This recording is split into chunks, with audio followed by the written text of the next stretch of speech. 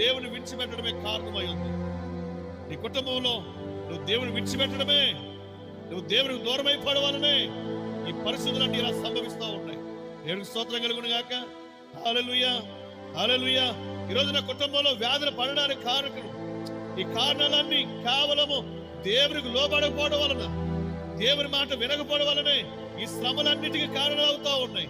నీ సహోదరి సహోదరుడా, నీ కుటుంబం దీపింపబడాలంటే, నీ కుటుంబం కనుక హెచ్చింపబడాలి అంటే నువ్వు ఎవరి మాట వినాలి? ఇప్పుడు ఎవరికి లోబడాలి? నీవు కనుక చెప్తారా? దేవునికి స్తోత్రం కలుగును గాక. హల్లెలూయా.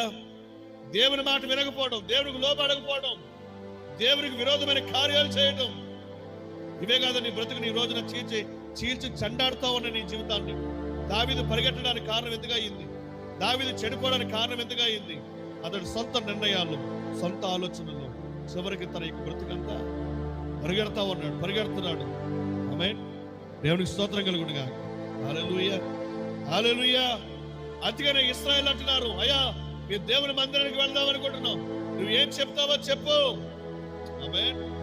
ఎవరి దగ్గరికి వెళ్ళాలని ఆశపడుతున్నారు? ఇప్పుడు దేవుని మందిరానికి వెళ్ళాలని. ఇప్పుడు నువ్వు దేవుని మందిరానికి